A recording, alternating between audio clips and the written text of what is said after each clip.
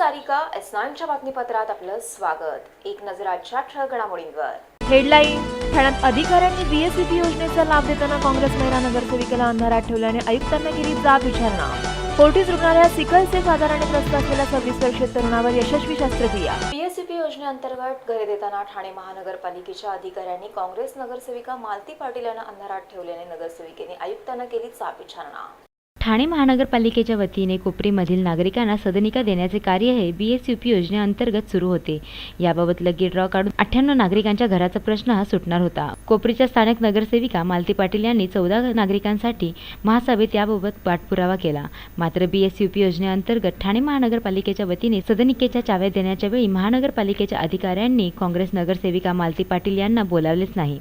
तर याबाबत राष्ट्रवादीचे नगरसेवक भरत चव्हाण यांच्या वार्डातील नागरिकांना हा हक्क मिळतो, मग इतर 14 जणांना का नाही मिळू शकत, असा सवाल नगरसेविका मालती पाटील यांनी आयुक्तांना केला। एवढेच नव्हे तर वारंवार एक महिला नगरसेविका आणि काँग्रेस नगरसेविका असल्याने अधिकाऱ्यांकडून डावलले जात असल्याचा आरोपही त्यांनी यावेळी केला। याबाबत आयुक्त असीम गुप्ता यांनी नगरसेविकेचा सन्मान करीत यापुढे असे होणार नाही असे आश्वासन दिले। तर या संदर्भातील आपली भूमिका नगरसेविका मालती पाटील यांनी S9शी बोलताना स्पष्ट केले। आज काही योजना केंद्र शासनाने ज्या मंजूर केलेल्या आहेत आणि ठाणे महानगरपालिकेतून माझ्या कोपरी विभागात प्रभाग 50 मध्ये बीएसपी योजना राबवण्यात आलेली आहे आणि ही राबवताना जी 79 लोकांना घरं मिळणार आहेत सांगितल्यावर आम्हाला खूप आनंद झाला होता। परंतु लकी ड्रॉ काढल्यानंतर प्रशासनाच्या मार्फत जेव्हा लकी ड्रॉ काढला गेला आणि जे शासन आपले टीम लीडर बीएसपी योजनेचे अनिल पाटील यांच्या हस्ते हा लकी ड्रॉ केला, त्यावेळेला फक्त 75 लोकांना देणार आणि 14 लोकांना मिळणार नाही,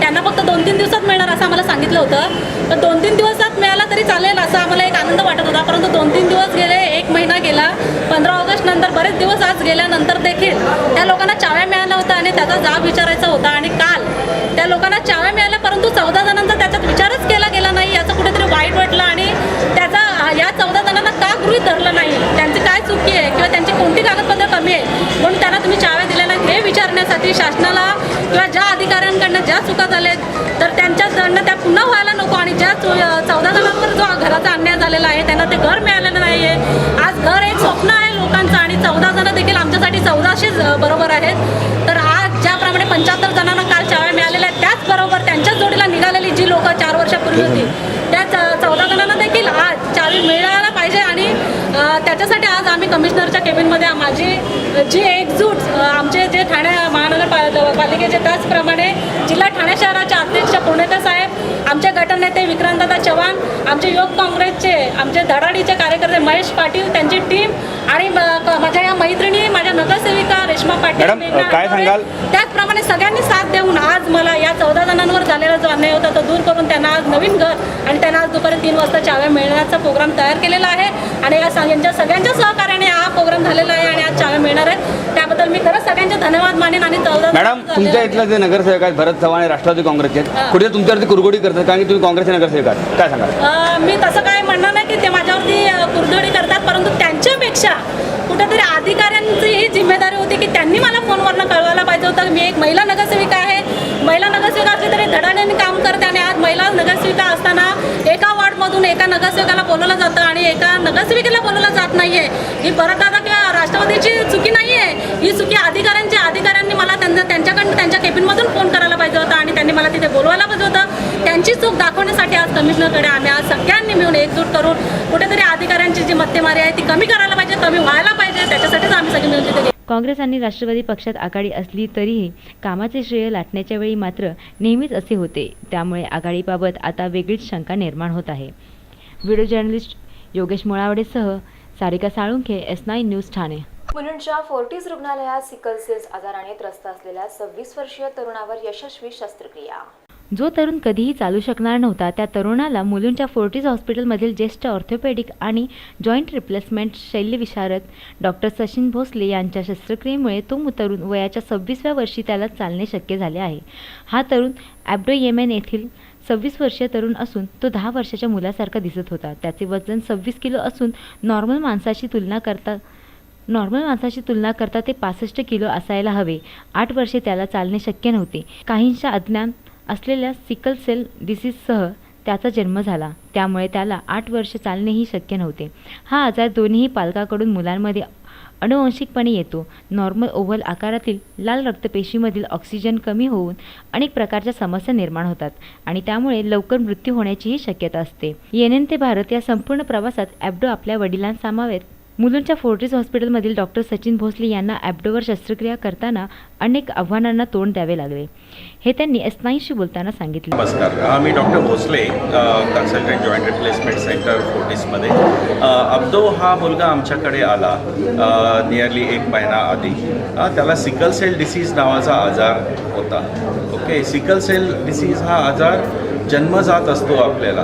अर्धा आईकडून अर्धा वडिलांकडून असा तो ट्रान्सफर होतो आणि कंजेनायटल किंवा जेनेटिक इलनेस असल्यामुळे तो जन्मभर काही बरा करता येत नाही.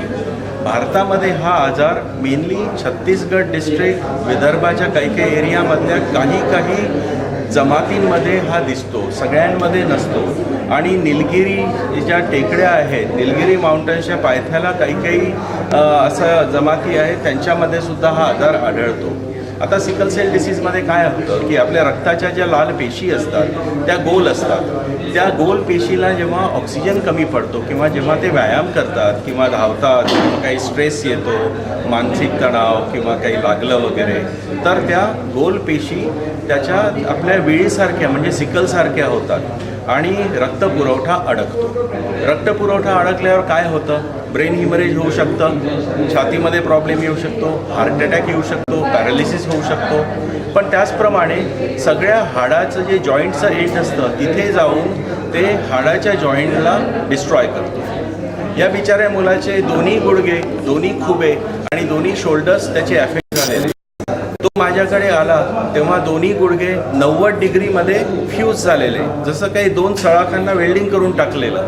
आणि त्यानंतर मला असा पेच पडला की बाबा हे दोन्ही गुडघे असे 7-8 वर्ष हा चाललेला नाही. सिकल सेल डिसीज एवढा सिव्हिअर, 84% हिमोग्लोबिन त्याचं सिकल होतं. मग आम्ही काय केलं, त्याला पहिले समजावून सांगितलं सगळं. त्याच्यानंतर त्याला ॲडमिट करून त्याचं बॉडीचा अर्धा ब्लड व्हॉल्यूम, रक्त अर्ध त्याचं एक्सचेंज केलं. अर्ध रक्त काढून एक्सचेंज ट्रान्सफ्युजन देऊन आमचे डॉक्टर संध्यालय हिमॅटॉलॉजिस्ट त्यांनी त्याचं ब्लड व्हॉल्यूम नॉर्मल आणलं. त्याच्यानंतर मी त्याचं दोन्ही गुडघ्यांचं सिरॅमिक नी रिप्लेसमेंटनी ऑपरेशन केलं आणि आज तो चालतो आहे. किती वर्ष ह्या रिप्लेसमेंटचा त्याला फायदा होऊ शकतो आणि कसं? जर का तो पडला नाही, फ्रॅक्चर नाही झालं, इन्फेक्शन नाही झालं, सगळं व्यवस्थित राहिलं तर हा गुडघा 30 वर्षसुद्धा टिकू शकतो. दुसरा महत्त्वाचा प्रश्न असा की यासाठी खर्च सर्वसाधारणपणे गुडघे चेंज करणं, नी रिप्लेसमेंटच्या यासाठी खर्च कितीपर्यंत अपेक्षित? नी रिप्लेसमेंटचं ऑपरेशन आपण आता चांगल्या हॉस्पिटलमध्ये 2-3 लाखापर्यंत सहज करू शकतो एका गुडघ्याचं. पण जसं या मुलाच्या बाबतीत जसं सिरॅमिक गुडघे वापरले त्याचा थोडासा जास्त खर्च येतो. पण आजकाल खूप लोक चांगलं ऑपरेशन करून व्यवस्थित चांगलं लाईफ लीड करतात. आता पेशंटची कंडिशन काय? आणि आता पेशंट चालतो आहे, त्याचे आजच टाके काढले, ऑलरेडी चालतो आहे, उद्या तो आपल्या गावी परत जातो आहे.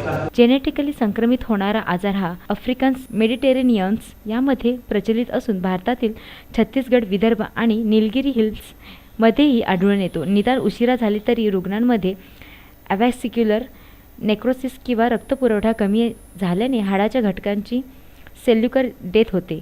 यातील दुर्दैवी भाग हा की सिकल सेल्स नव्याने तयार होतात. यावर कोणताही उपाय नाही. कौस्तुभधर वेस, S9 न्यूज, मुंबई. शिक्षक दिनानिमित्त मुलुंड पूर्व येथील GV स्कीम शाळेतील मुख्याध्यापक मारुती साबळे यांना आदर्श शिक्षक महापौर पुरस्कार मान्यवरांच्या हस्ते प्रदान करण्यात आला आहे. 5 सप्टेंबर हा सर्वपल्ली राधाकृष्ण यांचा जन्मदिवस म्हणून अखंड भारतभर शिक्षक दिन राबविण्यात येतो. या शिक्षक दिनानिमित्त चांगले उपक्रम आणि चांगली कामगिरी राबविणाऱ्या शिक्षकांना आदर्श शिक्षक महापौर पुरस्कार प्रदान करण्यात आला. यंदा हा पुरस्कार मुलुंड पूर्व येथील GV स्कीम महानगरपालिका शाळेतील मुख्याध्यापक मारुती साबळे यांनाही आदर्श शिक्षक पुरस्कार देण्यात आला. साबळे सर गेल्या 21 वर्षापासून शिक्षकी पेशात रुजू आहेत. महानगरपालिका शाळेकडे पाहण्याचा लोकांचा दृष्टिकोन बदलण्याचा प्रयत्न साबळे सरांनी वर्षभर विविध उपक्रम राबवून केला. विविध सामाजिक आणि सांस्कृतिक उपक्रम उपक्रम येथे करण्यात येतात. त्याचप्रमाणे महानगरपालिकेच्या शाळेमधील मुलांना व्हिडिओ कॉन्फरन्सद्वारे शिष्यवृत्तीच्या अभ्यासाचे तज्ज्ञ शिक्षकांकडून शिकविले जाते. या सगळ्या उपक्रमामुळे त्यांना आदर्श शिक्षक म्हणून महापौर पुरस्कार देण्यात आला. त्याबद्दलच्या प्रतिक्रिया त्यांनी S9शी बोलताना व्यक्त केल्या. मारुती साबळे, मुख्याध्यापक GVS मनपा शाळा. यावर्षीचा महापौर पुरस्कार मला जाहीर झालेला आहे. नक्कीच या गोष्टीमुळे अतिशय आनंद झाला आहे, कारण आजवर मी केलेल्या कामाचं, माझ्या सहकार्याने केलेल्या सहकार्याचं आज चीज झालेलं आहे. आज हा पुरस्कार मिळाल्यामुळे माझ्यामध्ये, माझ्या विद्यार्थ्यांमध्ये आणि माझ्या शिक्षकांमध्ये एक नवा जोश निर्माण झालेला आहे. या पुरस्काराचा जो काही जाहीर झालेला आहे, त्या पुरस्कारामुळे आज केलेल्या कामाचं चीज झाल्यामुळे येत्या भविष्य काळामध्ये जास्तीत जास्त जोमाने आपल्या शाळेसाठी, महानगरपालिकेच्या शाळेसाठी त्याचा दर्जा उंचवण्यासाठी काम करण्याचा हुरूप या ठिकाणी मला या पुरस्कारामध्ये मिळालेला आहे. सर, तुम्ही गेली सलग 21 वर्ष शिक्षण देण्याचं काम करतात, मुलांना नवीन पिढी घडवण्याचं काम करतात, तर त्यामध्ये येणारा अनुभव कसा होता? नक्कीच खूप चांगला होता. कारण 20 वर्षापूर्वी ज्या जोशामध्ये महानगरपालिकेच्या सेवेमध्ये मी लागलो, त्यावेळेस अनुभव माझ्याकडे काही नव्हता. परंतु दैवर्षानगरसारख्या कुर्ल्यामधील अतिशय दुर्गम भागातील शाळेमध्ये माझी नियुक्ती झाली होती आणि अशा ठिकाणी भरपूर चॅलेंजेस होती. आणि तरुणपणामध्ये या गोष्टींना, चॅलेंजेसना फेस करताना जो काही आव्हानं त्या ठिकाणी होती, ती आव्हानं पेलण्याची जबाबदारी जी आमच्या शिक्षकांवरती, माझे सिनियर्स होते, त्यांनी खूप सांभाळून घेतलं आणि खूप चांगलं मार्गदर्शन केलं. आज त्यांच्या मार्गदर्शनाच्या जोरावरती आणि त्या अनुभवाच्या जोरावरती आज मी या ठिकाणी मुख्याध्यापक पदापर्यंत पोहोचलेलो आहे. आणि त्या अनुभवांची जी शिदोरी आहे, त्याचा पाठिंबा, त्या अनुभवाच्या जोरावरती आजपर्यंत नवनवीन उपक्रमांमध्ये सहभागी होऊन नाविन्यपूर्ण गोष्टी करण्यामध्ये आणि नवीन जे काही आहे ते तंत्रज्ञान शिकण्यामध्ये माझा इंटरेस्ट निर्माण झालेला आहे. आणि तोच सगळा भाग मी माझ्या विद्यार्थ्यांमध्ये, माझ्या शिक्षकांमध्ये निर्माण करण्याचा प्रयत्न करतो. आज नवीन नवीन तंत्रज्ञान जे आलेलं आहे ते माझ्या शाळेमध्ये कसं येईल, माझ्या विद्यार्थ्यांपर्यंत कसं पोहोचेल, आम्ही शाळेमध्ये काय करतो, शिक्षक काय करतात, हे पालकांपर्यंत पोहोचवण्याचं काम देखील आम्ही या नवीन तंत्राच्या मार्फत करत असतो. शाळेमध्ये आमच्याकडे VTCचा वापर सुरू झालेला आहे. त्याचबरोबर लॅपटॉपवरती स्थानिक लोक जे आहेत त्यांच्या समाज मंदिरामध्ये म्हणा, एरियामध्ये म्हणा, जाऊन आम्ही ह्या गोष्टी दाखवतो, सांगतो की बाबा महानगरपालिका शाळा काय काय करतात. महानगरपालिकेच्या शाळांमध्ये अतिशय उत्तम दर्जाचे शिक्षक आहेत, चांगलं इन्फ्रास्ट्रक्चर आहे आणि या गोष्टींचं जाणीव पालकांपर्यंत जाण्याचा जास्तीत जास्त आम्ही प्रयत्न करत असतो, त्यांना ह्या गोष्टींची माहिती देत असतो. सर, तिसरा प्रश्न की म्हणजे आजकाल जग यांत्रिकीकरणाकडे पुढे चाललेलं आहे, मोबाईल आहेत, इंटरनेट आहे, त्याच्यामुळे गुरुचं जे स्थान आहे ते थोडंसं डळमळीत झाल्यासारखं वाटतं. तर हा जो शिक्षकी पेशा आहे त्याच्यासमोर काय आव्हान आहे असं तुम्हाला वाटतं? नाही, हा एक समज आहे की नवीन तंत्रज्ञानामुळे शिक्षकाचं जे स्थान आहे डळमळीत झालं, परंतु शिक्षकाला पर्याय नाही. गुरु हा गुरुच्या स्थानी नेहमीच त्याचा दर्जावरती असतो. तंत्रज्ञ किती जरी तंत्र नवीन वाढलं, नवीन नवीन तंत्रज्ञान जरी आलं, तरी पण त्याला काही बंधनं आहेत. त्या तंत्रज्ञानाची माहिती देण्यासाठी जो गुरु आहे त्याचं स्वतःचं ज्ञान अद्ययावत करणं अतिशय गरजेचं आहे. आणि आज आमच्या शाळेमध्ये मला अभिमानानं सांगा वाटेल की माझ्याकडं एक संगणक लॅब आहे. माझ्याकडचे शिक्षक, जवळजवळ सगळ्या शिक्षकांना संगणकाबद्दलचं उत्तम ज्ञान आहे. आमच्याकडे व्हर्च्युअल क्लासरूम वापर हा सर्व शिक्षक करतात. संगणक कक्षाचा वापर सगळे शिक्षक करतात. पहिलीपासूनचे विद्यार्थी, आमच्या पहिलीपासूनचे विद्यार्थी संगणकावरती काम करतात. हे मला अभिमानानं सांगावं असं वाटेल. आणि आजच्या या तंत्रज्ञानाच्या युगामध्ये देखील त्यालाही काही बंधनं आहेत. जेव्हा अशी बंधनं निर्माण होतात तेव्हा शिक्षक हा त्या ठिकाणी अतिशय उपयोगी असतो. शिक्षकाने ह्या गोष्टी स्वतः समजावून घेणं गरजेचं आहे आणि त्या तंत्रज्ञानाचा वापर कशा पद्धतीने करावा हा विद्यार्थ्यांपर्यंत पोहोचवण्याचं महान कार्य जे आहे ते शिक्षकच करत असतो. त्याला शिक्षकाला इतर दुसरा पर्याय नाही. सर, अजून एक प्रश्न की ज्याप्रमाणे इंजिनिअरची मुलं इंजिनियर होतात, डॉक्टरची मुलं डॉक्टर होतात, पण शिक्षकांची मुलं जी आहेत ती शिक्षकी पेशामध्ये येण्यासाठी टाळतात, तर त्यासाठी तुम्ही म्हणजे काय एक थोडं सांगाल त्याबद्दल? बरोबर.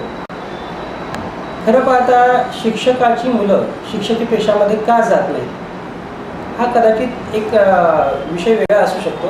परंतु आजच्या बदलत्या युगामध्ये, कॉम्पिटिशनच्या युगामध्ये प्रत्येकाला वाटतं की माझा मुलगा इंजिनियर झाला पाहिजे, डॉक्टर झाला पाहिजे, वकील झाला पाहिजे. परंतु जे डॉक्टर, इंजिनियर, वकील घडवणारे जे हात आहेत ते शिक्षकाचे असतात. आज ह्या पेशाकडे बघण्याचा दृष्टिकोन कदाचित बदलत गेला असेल, परंतु आपल्याला एक परंपरा लाभलेली, गुरुची परंपरा लाभलेली आहे. गुरु हा सर्वश्रेष्ठ तेव्हाही होता, आजही आहे आणि भविष्यकाळातही राहील. गुरुला पर्याय नाही हे यासाठीच मी म्हणालो होतो. फक्त एकच गोष्ट आहे की प्रत्येक गोष्टीचं कशा प्रकारे मार्केटिंग होतं, आपल्यालाही या गोष्टीची जाणीव लोकांपर्यंत पोहोचवावं लागेल. कारण गुरु हा आपल्याला प्रत्येक क्षणोक्षणी, मग तो शिकवणारा वर्गात शिक्षक आहे तरच तो गुरु अशातला भाग नाही. आपल्याला जीवनामध्ये यशस्वी होण्यासाठी योग्य मार्गदर्शन करणारा, अनुभव देणारा हा गुरु. आता परिस्थिती जशी जशी नवीन अट्रॅक्शन लोकांमध्ये निर्माण झालेले आहे, तसं तुम्ही जर का नीट चौकशी केली, चेक केलं तर वेगवेगळ्या तंत्रज्ञानामध्ये अतिशय ग्रॅज्युएट झालेले विद्यार्थी, इंजिनिअरिंग झालेले विद्यार्थी देखील पुन्हा या शिक्षकी पेशामध्ये येत आहेत. कदाचित ते प्राथमिक शिक्षणामध्ये नसतील, परंतु उच्च शिक्षणामध्ये शिक्षक पेशा म्हणून स्वीकारण्यासाठी ते उत्सुक आहेत. मार्गदर्शन करण्याची इच्छा आहे. आणि बऱ्याच ठिकाणी तुम्ही बघाल की खेडोपाडी आज शिक्षकी पेशा स्वीकारण्यासाठी उच्च शिक्षित विद्यार्थ्यांचा कल वाढलेला आहे. नक्कीच फक्त एकच गोष्ट या ठिकाणी आहे की आपण शिक्षकी पेशाचा दर्जा हा सर्वसामान्य नागरिकांनी देखील शिक्षकाच्या पेशाचा समजून घेऊन आणि त्याचं महत्त्व समजून घेऊन आपल्या विद्यार्थ्यांपर्यंत त्याची माहिती दिली पाहिजे. त्या पेशाच्या बद्दलचा आदर हा निर्माण केला पाहिजे. महानगरपालिका शाळा असल्यामुळे येथे विद्यार्थ्यांचा पट वाढवण्यापासून ते त्यांना शिक्षणाची गोडी लावण्यापर्यंतच्या अनेक गोष्टी या शिक्षक आणि मुख्याध्यापकांना कराव्या लागतात. Kaustubh Darves, S9 news, Mumbai. S9च्या बातमीपत्रात वेळ झाली अल्पशा विश्रांतीची.